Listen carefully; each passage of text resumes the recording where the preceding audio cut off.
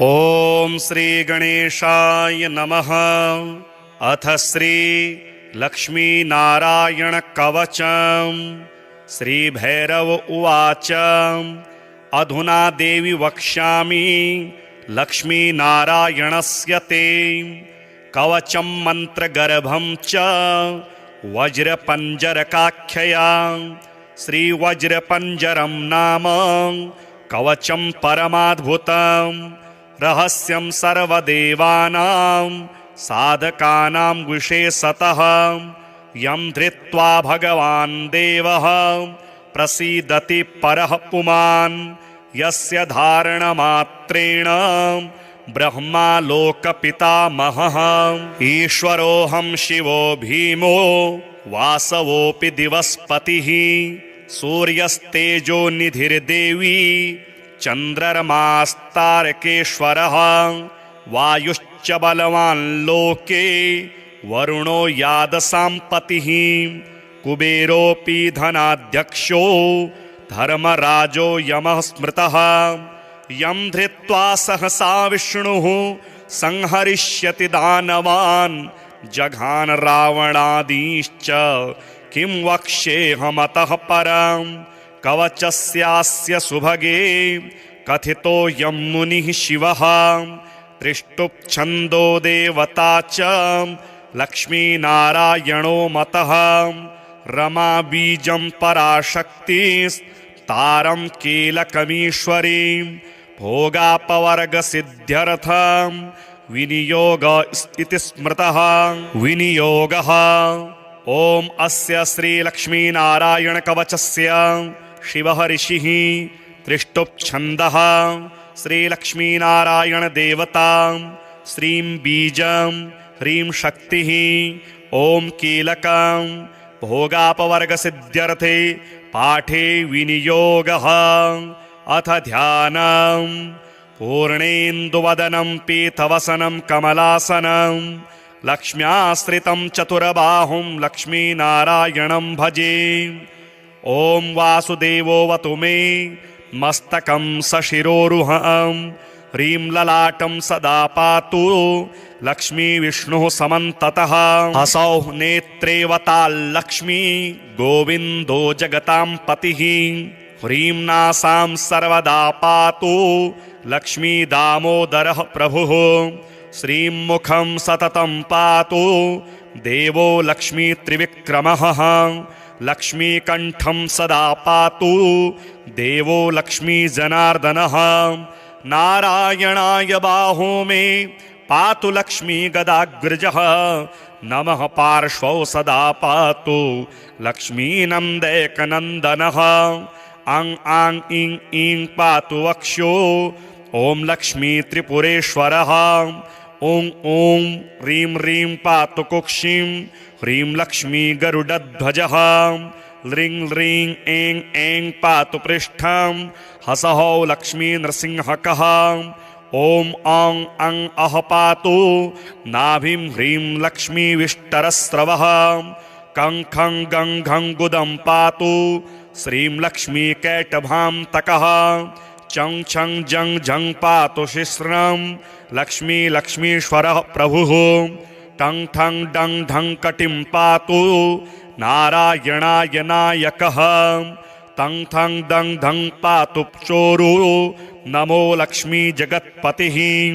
पं फं बं भं पातु जानु ओम ह्रीं लक्ष्मी चतुर्भुजः। यं रं लं वं पातु जङ्घे हसः लक्ष्मी गदाधरः। शं सं सं हं पातु गुल्फौ ह्रीं श्रीं लक्ष्मी रथाङ्गभृतं।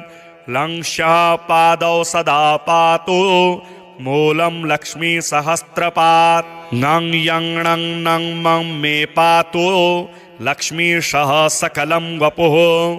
इन्द्रो मां पूर्वतः पातु वह्निर्वहनौ सदावतु। यमो मां दक्षिणे पातु नैऋत्यां नैऋतिश्च मां।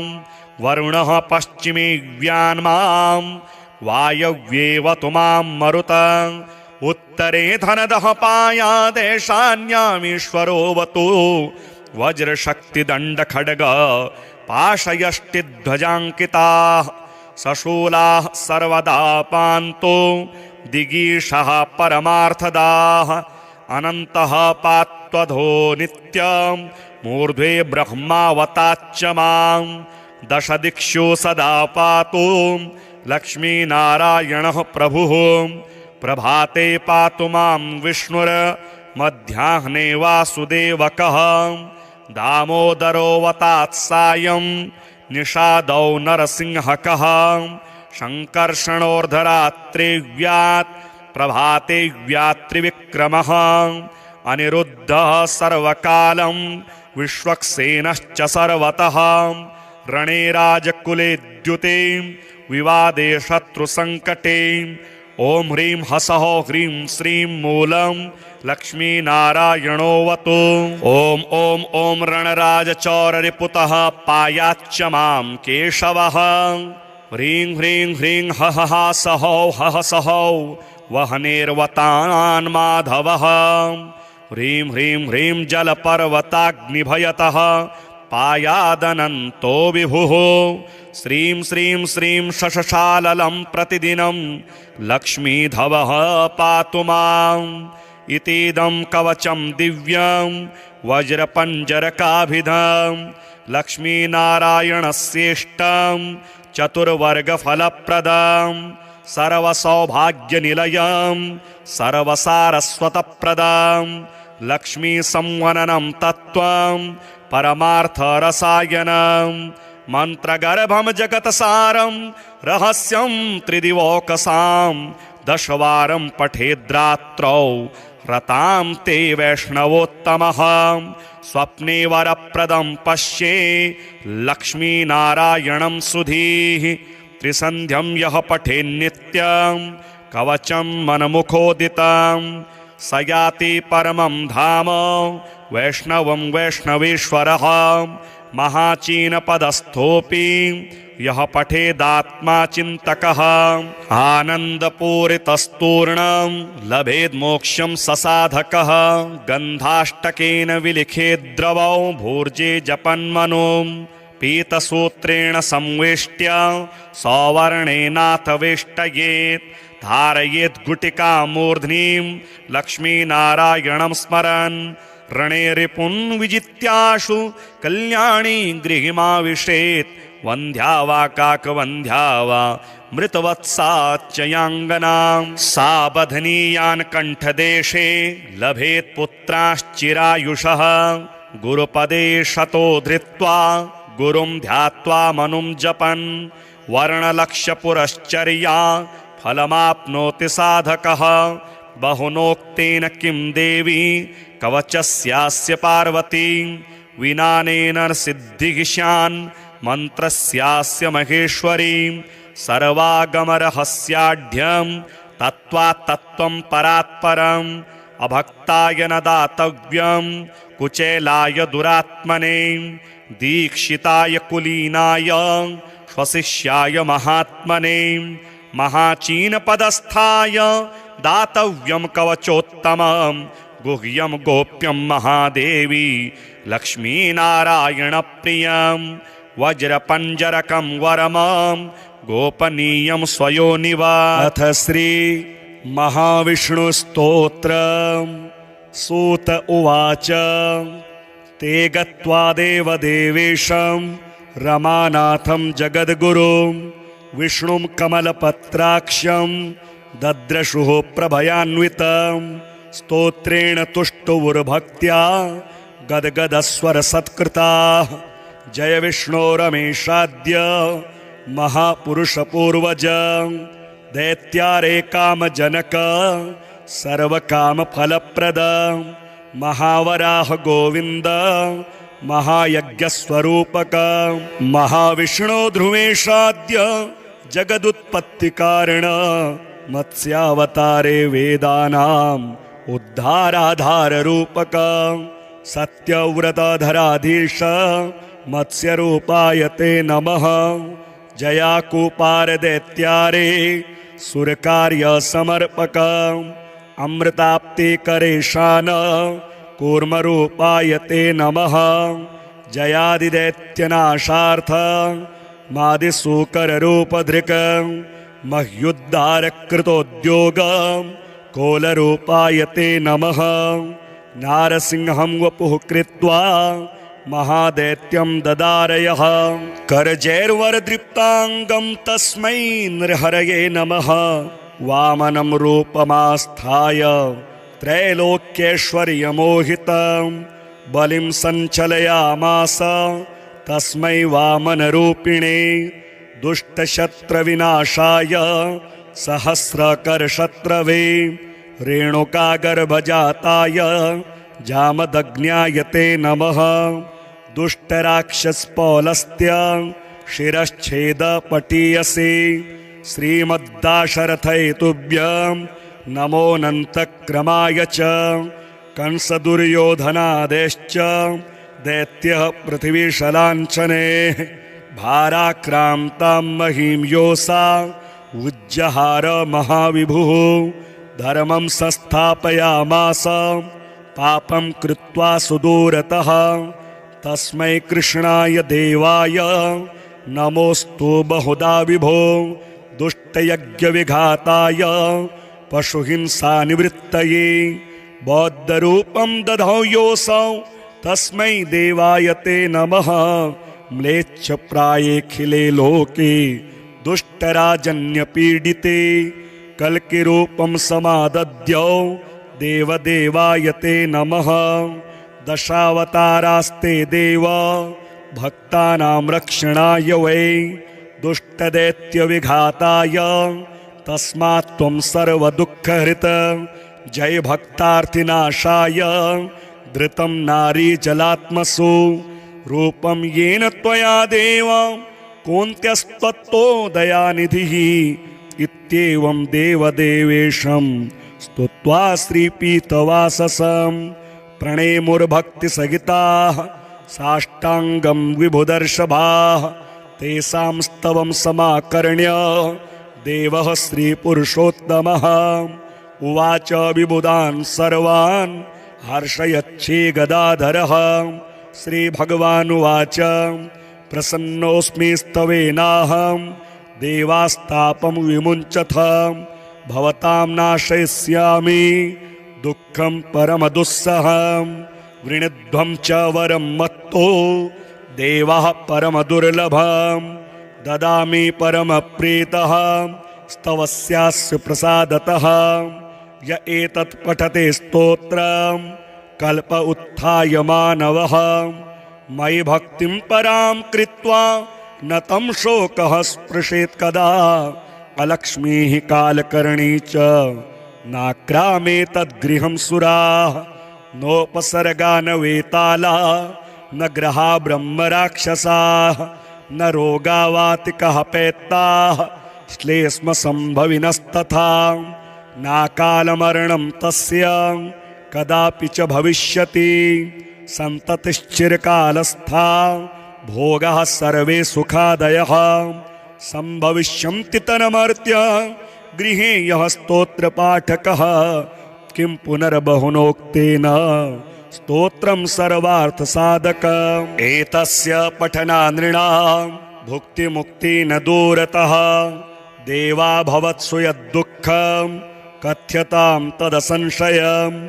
नाशयामि न सन्देहश्चात्रकार्योऽणुरेव च। एवं श्रीभगवद्वाक्यं श्रुत्वा सर्वे दिवौकसः प्रसन्नमनसः सर्वे पुनरोचुर्वृषा कपिम्। अधुना देवी वक्ष्यामि लक्ष्मीनारायणस्य ते कवचं मन्त्रगर्भं च वज्रपञ्जरकाख्यया।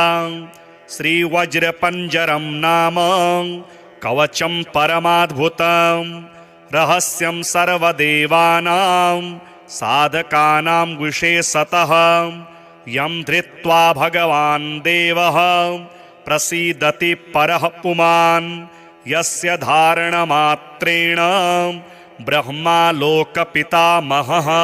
ईश्वरोऽहं शिवो भीमो वासवोऽपि दिवस्पतिः सूर्यस्तेजो निधिर्देवी चन्द्रमास्तारकेश्वरः वायुश्च बलवान् लोके वरुणो यादसाम्पतिः कुबेरोऽपि धनाध्यक्षो धर्मराजो यमः स्मृतः यं धृत्वा सहसा विष्णुः संहरिष्यति दानवान् जघान रावणादीश्च किं वक्ष्येऽहमतः परं कवचस्यास्य सुभगे कथितोऽयं मुनिः शिवः त्रिष्टुप्छन्दो देवता च लक्ष्मीनारायणो मतः रमा बीजं पराशक्तिस्तारं कीलकमीश्वरीं भोगापवर्गसिद्ध्यर्थं विनियोग इति स्मृतः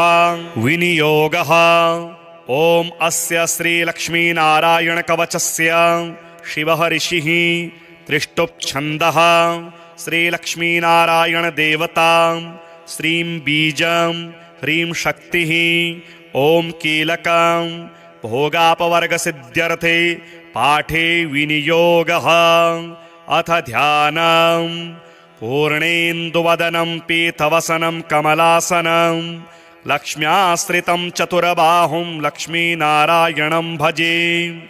ॐ वासुदेवोऽवतु मे मस्तकं सशिरोरुहं ह्रीं ललाटं सदा पातु लक्ष्मीविष्णुः समन्ततः हसौ नेत्रेवताल्लक्ष्मी गोविन्दो जगतां पतिः ह्रीं नासां सर्वदा पातु लक्ष्मीदामोदरः प्रभुः श्रीं मुखं सततं पातु देवो लक्ष्मीत्रिविक्रमः लक्ष्मीकण्ठं सदा पातु देवो लक्ष्मीजनार्दनः नारायणाय बाहो मे पातु लक्ष्मीगदाग्रजः नमः पार्श्वौ सदा पातु लक्ष्मीनन्दैकनन्दनः आं आं इं ईं पातु वक्ष्यो ॐ लक्ष्मीत्रिपुरेश्वरः ॐ ॐ ह्रीं ह्रीं पातु कुक्षिं ह्रीं लक्ष्मीगरुडध्वजः ह्रीं ह्रीं ऐं ऐं पातु पृष्ठं हसहौ लक्ष्मीनृसिंहकः ॐ औं अं अः पातु नाभिं ह्रीं लक्ष्मीविष्टरस्रवः कं खं गं घं गुदं पातु श्रीं लक्ष्मीकैटभान्तकः चं छं जं झं पातु शिश्रं लक्ष्मी लक्ष्मीश्वरः प्रभुः टं ठं डं ढं कटिं पातु नारायणाय नायकः तं ठं दं धं पातु चोरु नमो लक्ष्मी जगत्पतिः पं फं बं भं पातु जानु ॐ ह्रीं लक्ष्मी चतुर्भुजः यं रं लं वं पातु जङ्घे हसः लक्ष्मी गदाधरः शं सं सं हं पातु गुल्फौ ह्रीं श्रीं लक्ष्मीरथाङ्गभृतं लं शः पादौ सदा पातु मूलं लक्ष्मीसहस्रपात्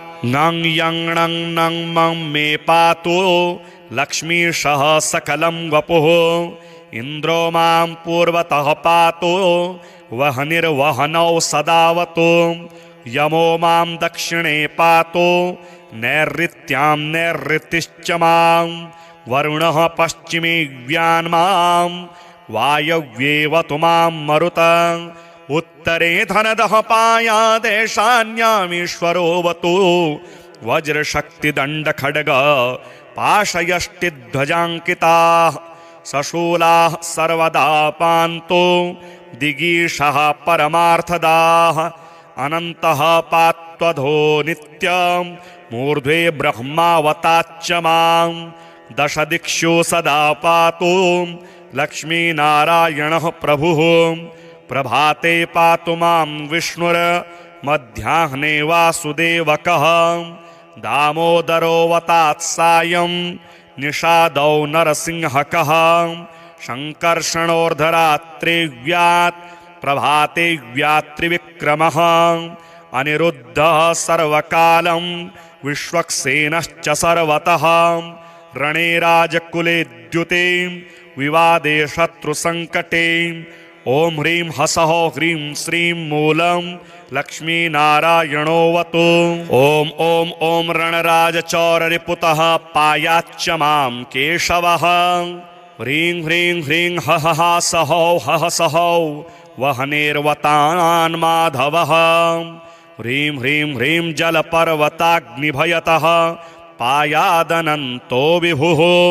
श्रीं श्रीं श्रीं शशशाललं प्रतिदिनं लक्ष्मीधवः पातु माम्।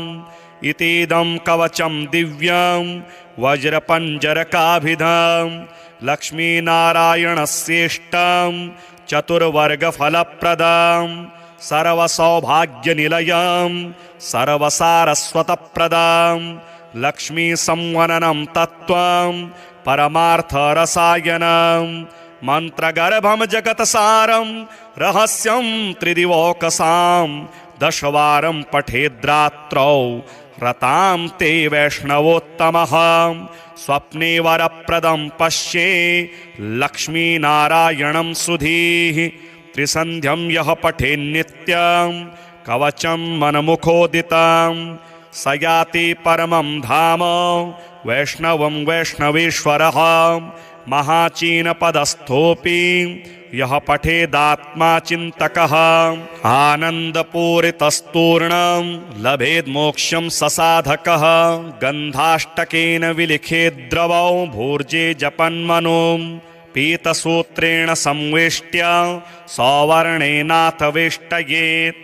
धारयेत् गुटिका मूर्ध्निं लक्ष्मीनारायणं स्मरन् रणे रिपुन् विजित्याशु कल्याणी गृहिमाविशेत्। वन्ध्या वा काकवन्ध्या वा मृतवत्साच्चयाङ्गनां सा बध्नीयान् कण्ठदेशे लभेत् पुत्राश्चिरायुषः। गुरुपदे शतो धृत्वा गुरुं ध्यात्वा मनुं जपन् वर्णलक्ष्यपुरश्चर्या फलमाप्नोति साधकः। बहुनोक्तेन किं देवी कवचस्यास्य पार्वती विनानेन सिद्धिः स्यान् मन्त्रस्यास्य महेश्वरी।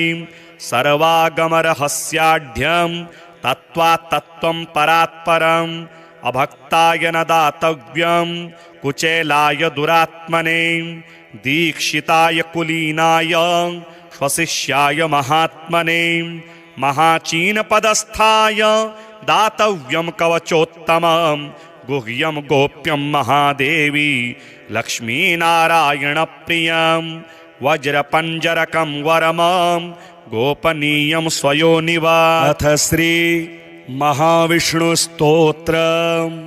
सूत उवाच ते गत्वा देवदेवेशं रमानाथं जगद्गुरुं विष्णुं कमलपत्राक्षं दद्रशुः प्रभयान्वितं स्तोत्रेण तुष्टुवुर्भक्त्या गद्गदस्वरसत्कृताः।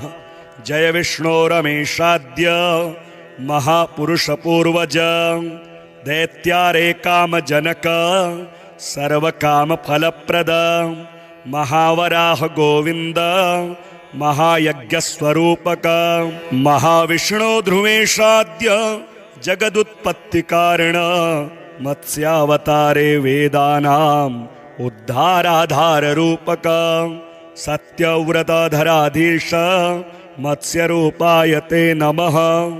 जयाकूपारदैत्यारे सुरकार्यसमर्पक अमृताप्तिकरेशान कूर्मरूपाय ते नमः। जयादिदैत्यनाशार्थ मादिसूकररूपधृक मह्युद्धारकृतोद्योग कोलरूपाय ते नमः। नारसिंहं वपुः कृत्वा महादैत्यं ददारयः करजैर्वरदृप्ताङ्गं तस्मै नृहरये नमः। वामनं रूपमास्थाय त्रैलोक्यैश्वर्यमोहितं बलिं सञ्चलयामास तस्मै वामनरूपिणे। दुष्टशत्रविनाशाय सहस्रकरशत्रवे रेणुकागर्भजाताय जामदग्न्याय ते नमः। दुष्टराक्षसपौलस्त्य शिरश्छेदपटीयसे श्रीमद्दाशरथये तुभ्यं नमोऽनन्तक्रमाय च। कंसदुर्योधनादेश्च दैत्यः पृथिवीशलाञ्छने भाराक्रान्तां महीं योऽसा उज्जहार महाविभुः। धर्मं संस्थापयामास पापं कृत्वा सुदूरतः। तस्मै कृष्णाय देवाय नमोऽस्तु बहुधा विभो। दुष्टयज्ञविघाताय पशुहिंसानिवृत्तये बौद्धरूपं दधौ योऽसौ तस्मै देवाय ते नमः। म्लेच्छप्रायेऽखिले लोके दुष्टराजन्यपीडिते कल्किरूपं समादद्यौ देवदेवाय ते नमः। दशावतारास्ते देव भक्तानां रक्षणाय वै दुष्टदैत्यविघाताय तस्मात् त्वं सर्वदुःखहृत। जय भक्तार्थिनाशाय धृतं नारीजलात्मसु। रूपं येन त्वया देव कोऽन्त्यस्त्वत्तो दयानिधिः। इत्येवं देवदेवेशं स्तुत्वा श्रीपीतवाससं प्रणेमुर्भक्तिसहिताः साष्टाङ्गं विभुदर्शभाः। तेषां स्तवं समाकर्ण्य देवः श्रीपुरुषोत्तमः उवाच विबुधान् सर्वान् हर्षयच्छे गदाधरः। श्रीभगवानुवाच प्रसन्नोऽस्मि स्तवेनाहं देवास्तापं विमुञ्चथ। भवतां नाशयिष्यामि दुःखं परमदुस्सहं। वृणध्वं च वरं मत्तो देवः परमदुर्लभं। ददामि परमप्रीतः स्तवस्यास्य प्रसादतः। य एतत् पठते स्तोत्रं कल्प उत्थाय मानवः। मयि भक्तिं परां कृत्वा न तं शोकः स्पृशेत् कदा। अलक्ष्मीः कालकर्णी च नाक्रामे तद्गृहं सुराः। नोपसर्गा न वेताला न ग्रहा ब्रह्मराक्षसाः। न रोगा वातिकः पैत्ताः श्लेष्मसम्भविनस्तथा। नाकालमरणं तस्य कदापि च भविष्यति। सन्ततिश्चिरकालस्था भोगाः सर्वे सुखादयः। सम्भविष्यन्ति तन्मर्त्य गृहे यः स्तोत्रपाठकः। किं पुनर्बहुनोक्तेन स्तोत्रं सर्वार्थसाधकम्। एतस्य पठनानृणां भुक्तिमुक्ति न दूरतः। देवा भवत्सु यद्दुःखं कथ्यतां तदसंशयम्। नाशयामि न सन्देहश्चात्रकार्योऽणुरेव च। एवं श्रीभगवद्वाक्यं श्रुत्वा सर्वे दिवौकसः प्रसन्नमनसः सर्वे पुनरोचुर्वृषाकपिम्। अधुना देवी वक्ष्यामि लक्ष्मीनारायणस्य ते कवचं मन्त्रगर्भं च वज्रपञ्जरकाख्यया। श्रीवज्रपञ्जरं नाम कवचं परमाद्भुतं। रहस्यं सर्वदेवानां साधकानां विशेषतः। यं धृत्वा भगवान् देवः प्रसीदति परः पुमान्। यस्य धारणमात्रेण ब्रह्मा लोकपितामहः। ईश्वरोऽहं शिवो भीमो वासवोऽपि दिवस्पतिः। सूर्यस्तेजो निधिर्देवी चन्द्रमास्तारकेश्वरः। वायुश्च बलवान् लोके वरुणो यादसाम्पतिः। कुबेरोऽपि धनाध्यक्षो धर्मराजो यमः स्मृतः। यं धृत्वा सहसा विष्णुः संहरिष्यति दानवान्। जघान रावणादीश्च किं वक्ष्येऽहमतः परं।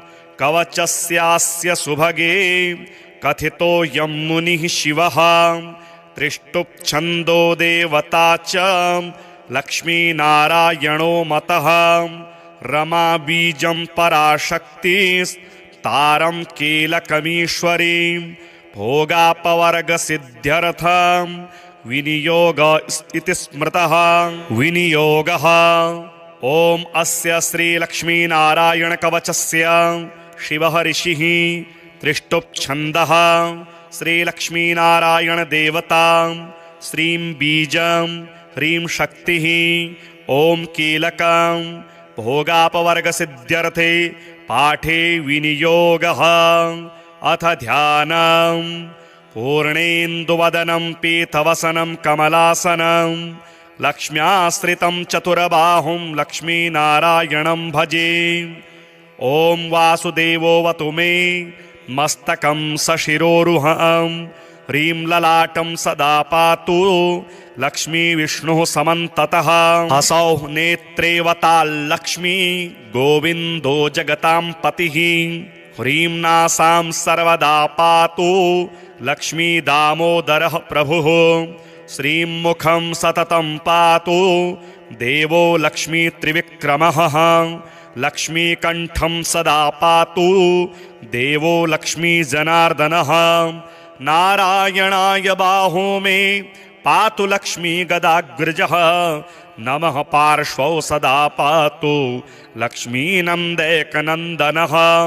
आं आं ईं ईं पातु वक्षो ॐ लक्ष्मी त्रिपुरेश्वरः। ॐ ॐ ह्रीं ह्रीं पातु कुक्षिं ह्रीं लक्ष्मी गरुडध्वजः। ह्रीं ह्रीं ऐं ऐं पातु पृष्ठं हसः लक्ष्मी नृसिंहकः।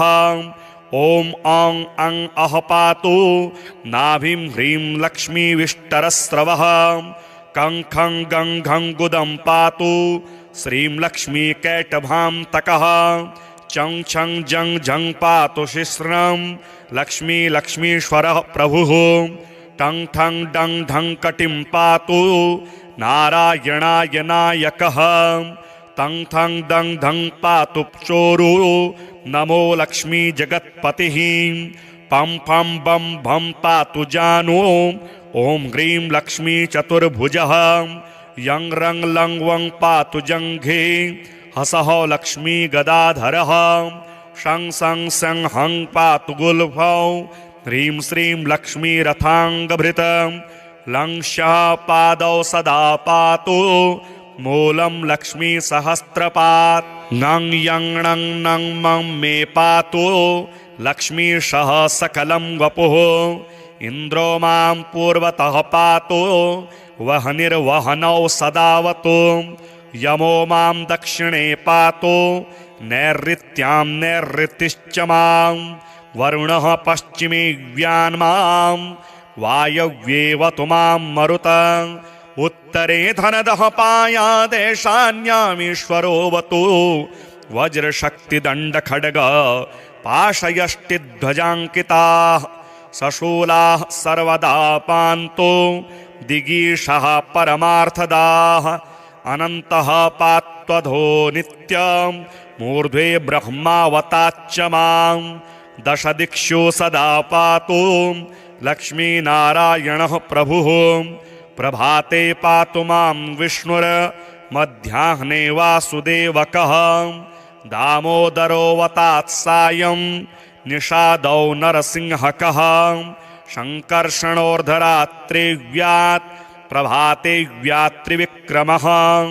अनिरुद्धः सर्वकालं विश्वक्सेनश्च सर्वतः।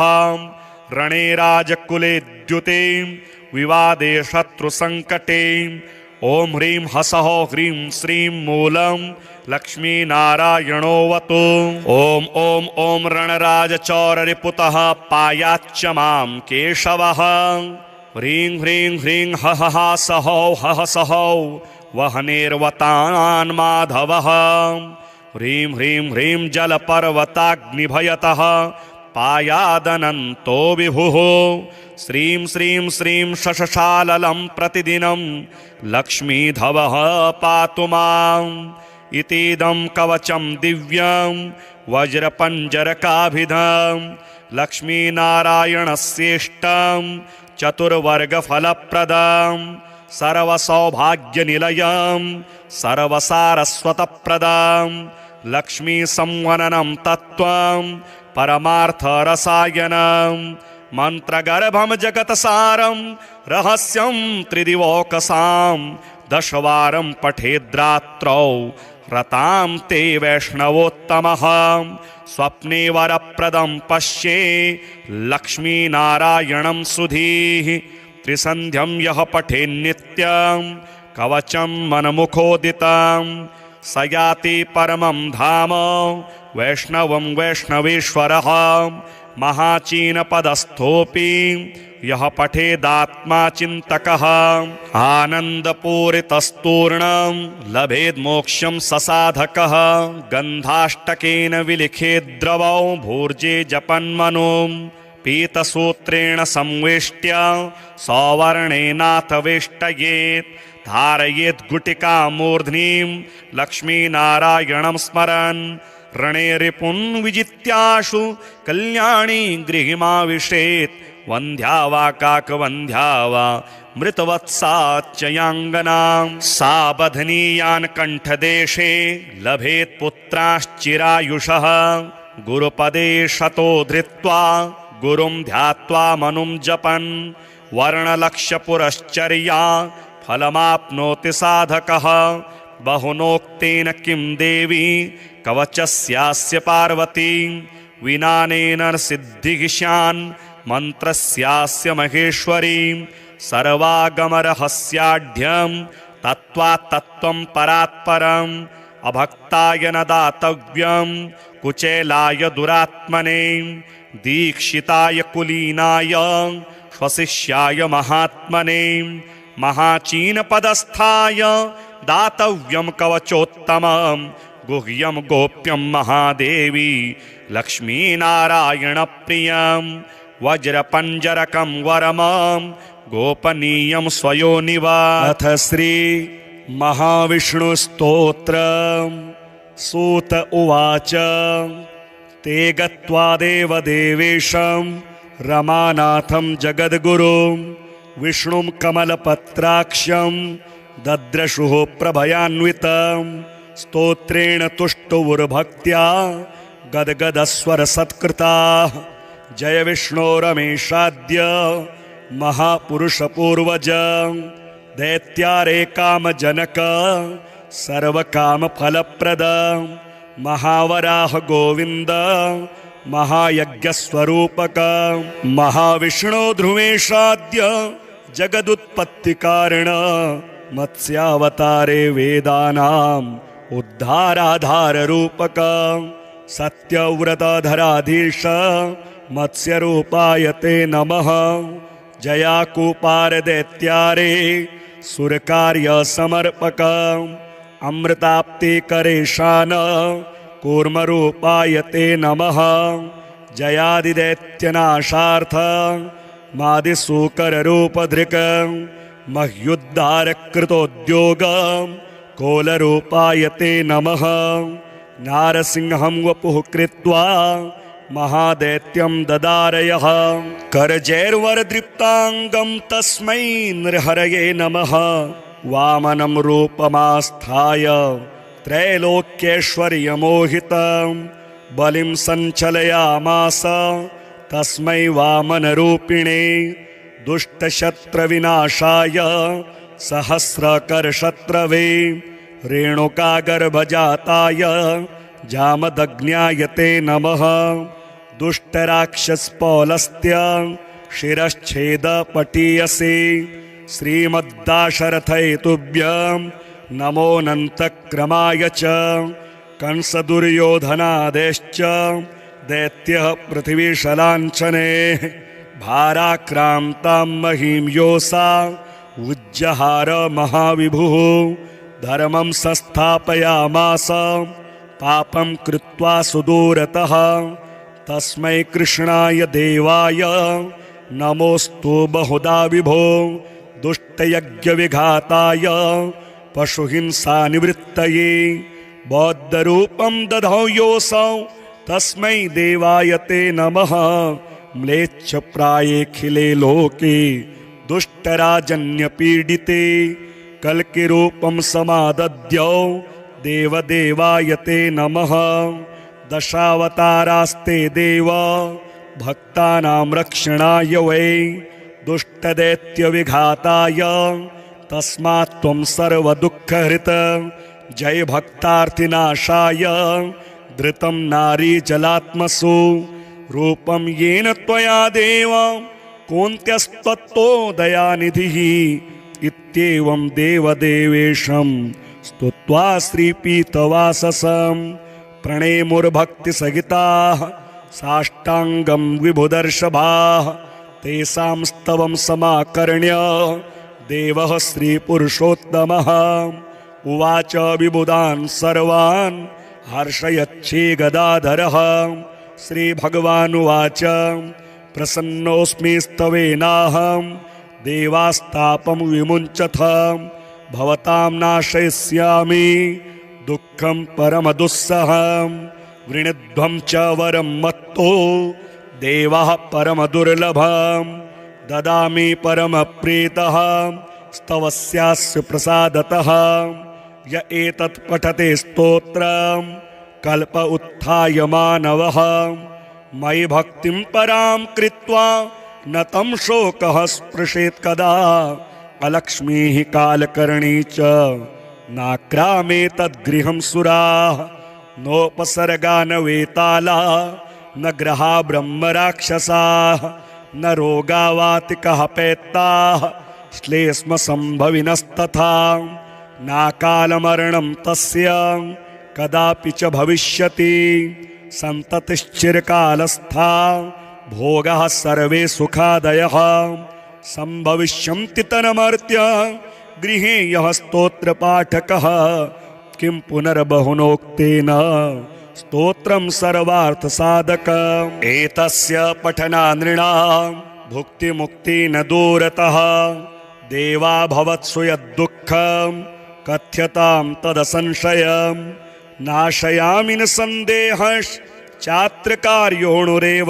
च एवं श्रीभगवद्वाक्यं श्रुत्वा सर्वे दिवौकसः प्रसन्नमनसः सर्वे पुनरोचुर्वृषाकपिम् अधुना देवी वक्ष्यामि लक्ष्मीनारायणस्य ते कवचं मन्त्रगर्भं च वज्रपञ्जरकाख्यया श्रीवज्रपञ्जरं नाम कवचं परमाद्भुतं रहस्यं सर्वदेवानां साधकानां विशेषतः यं धृत्वा भगवान् देवः प्रसीदति परः पुमान् यस्य धारणमात्रेण ब्रह्मा लोकपितामहः ईश्वरोऽहं शिवो भीमो वासवोऽपि दिवस्पतिः सूर्यस्तेजो निधिर्देवी चन्द्रमास्तारकेश्वरः वायुश्च बलवान् लोके वरुणो यादसाम्पतिः कुबेरोऽपि धनाध्यक्षो धर्मराजो यमः स्मृतः यं धृत्वा सहसा विष्णुः संहरिष्यति दानवान् जघान रावणादीश्च किं वक्ष्येऽहमतः परं कवचस्यास्य सुभगे कथितो यं मुनिः शिवः त्रिष्टुप्छन्दो देवता च लक्ष्मीनारायणो मतः रमा बीजं पराशक्तिस्तारं कीलकमीश्वरीं भोगापवर्गसिद्ध्यर्थं विनियोग इति स्मृतः विनियोगः ॐ अस्य श्रीलक्ष्मीनारायणकवचस्य शिवः ऋषिः त्रिष्टुप्छन्दः श्रीलक्ष्मीनारायणदेवता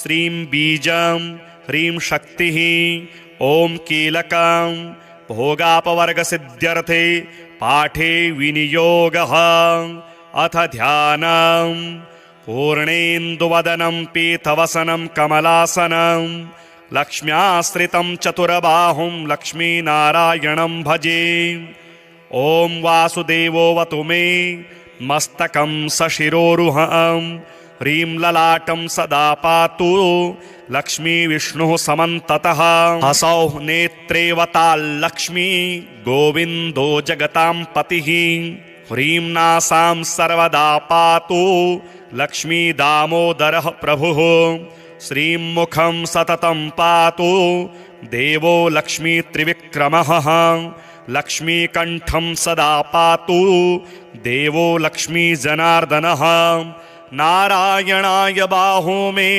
पातु लक्ष्मी गदाग्रजः नमः पार्श्वौ सदा पातु लक्ष्मी नन्दैकनन्दनः आं आं इं ईं पातु वक्ष्यो ॐ लक्ष्मी त्रिपुरेश्वरः ॐ ॐ ह्रीं ह्रीं पातु कुक्षिं ह्रीं लक्ष्मी गरुडध्वजः ह्रीं ह्रीं ऐं ऐं पातु पृष्ठं हसहौ लक्ष्मी नृसिंहकः ॐ औं अं अः पातु नाभिं ह्रीं लक्ष्मी विष्टरस्रवः कं खं गं घं गुदं पातु श्रीं लक्ष्मी कैटभान्तकः चं छं जं झं पातु शिश्रं लक्ष्मी लक्ष्मीश्वरः प्रभुः टं ठं डं ढं कटिं पातु नारायणाय नायकः तं थं दं धं पातु चोरु नमो लक्ष्मी जगत्पतिः पं फं बं भं पातु जानु ॐ ह्रीं लक्ष्मी चतुर्भुजः यं रं लं वं पातु जङ्घे हसः लक्ष्मी गदाधरः शं सं सं हं पातु गुल्फौ ह्रीं श्रीं लक्ष्मी रथाङ्गभृतं लं शः पादौ सदा पातु मूलं लक्ष्मी सहस्रपात् ङं यं णं नं मं मे पातु लक्ष्मी शः सकलं वपुः इन्द्रो मां पूर्वतः पातु वह्निर्वहनौ सदावतु यमो मां दक्षिणे पातु नैऋत्यां नैऋतिश्च मां वरुणः पश्चिमे व्यान्मां वायव्येवतु मां मरुत उत्तरे धनदः पायादेशान्यामीश्वरोऽवतु वज्रशक्तिदण्डखड्ग पाशयष्टिध्वजाङ्किताः सशूलाः सर्वदा पान्तु दिगीषः परमार्थदाः अनन्तः पात्वधो नित्यं मूर्ध्वे ब्रह्मावताच्च मां दशदिक्षु सदा पातु लक्ष्मीनारायणः प्रभुः प्रभाते पातु मां विष्णुर्मध्याह्ने वासुदेवकः दामोदरोऽवतात् सायं निषादौ नरसिंहकः शङ्कर्षणोर्धरात्रिव्यात् प्रभाते व्यात्रिविक्रमः अनिरुद्धः सर्वकालं विश्वक्सेनश्च सर्वतः रणे राजकुले द्युते विवादे शत्रुसङ्कटे ॐ ह्रीं हसः ह्रीं श्रीं मूलं लक्ष्मीनारायणोऽवतु ॐ ॐ ॐ रणराजचौररिपुतः पायाच्च मां केशवः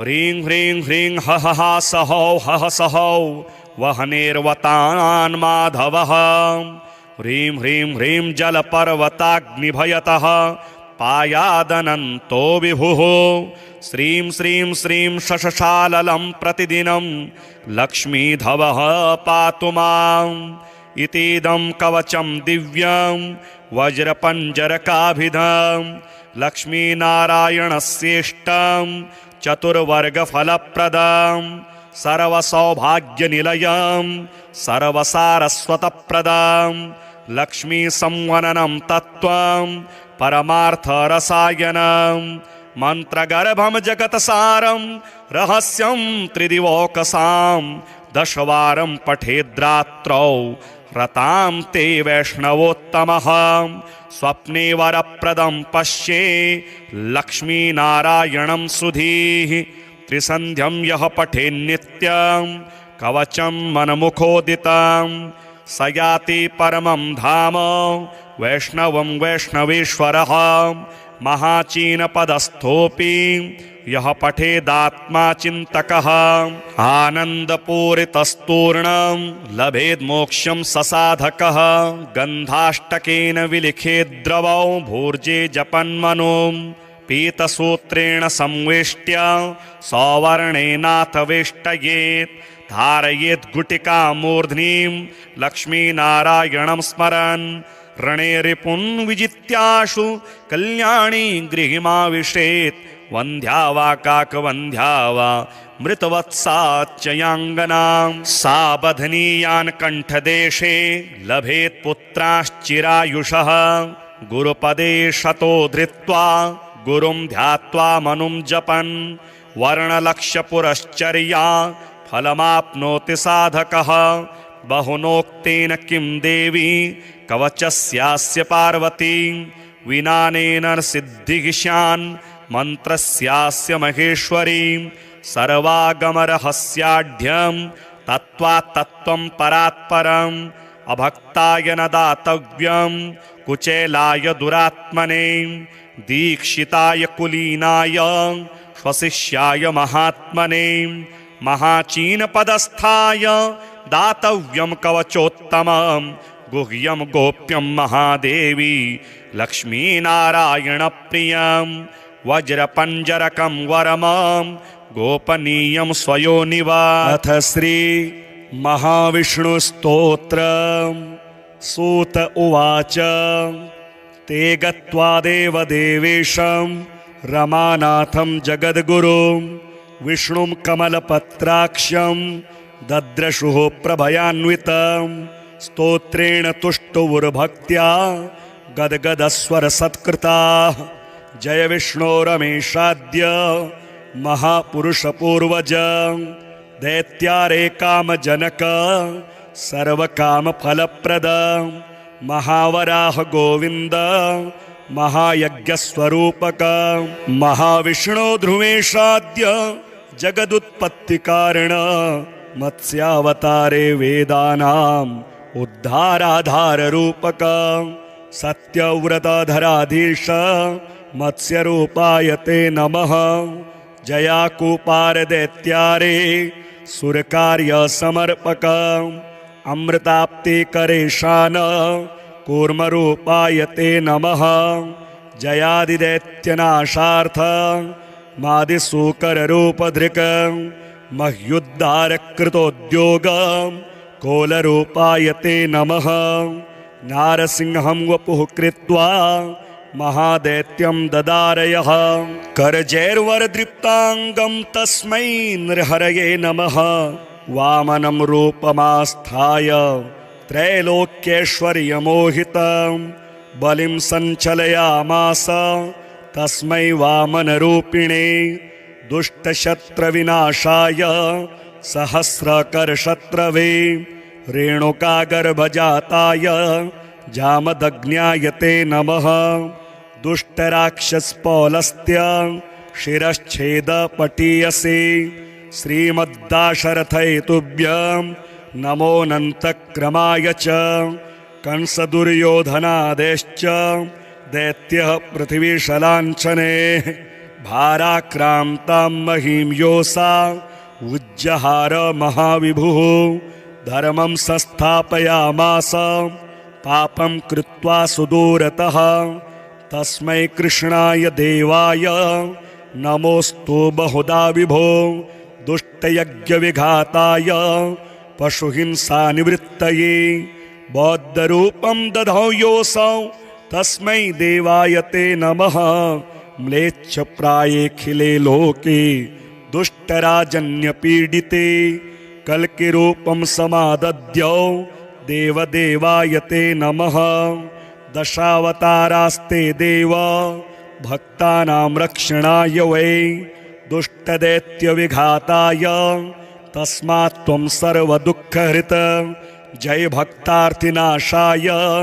धृतं नारीजलात्मसु रूपं येन त्वया देव कोऽन्त्यस्त्वत्तो दयानिधिः इत्येवं देवदेवेशं स्तुत्वा श्रीपीतवाससं प्रणेमुर्भक्तिसहिताः साष्टाङ्गं विभुदर्शभाः तेषां स्तवं समाकर्ण्य देवः श्रीपुरुषोत्तमः उवाच विबुधान् सर्वान् हर्षयच्छे गदाधरः श्रीभगवानुवाच प्रसन्नोऽस्मि स्तवेनाहं देवास्तापं विमुञ्चथ भवतां नाशयिष्यामि दुःखं परमदुस्सहं वृणध्वं च वरं मत्तो देवः परमदुर्लभं ददामि परमप्रीतः स्तवस्यास्य प्रसादतः य एतत् पठते स्तोत्रं कल्प उत्थाय मानवः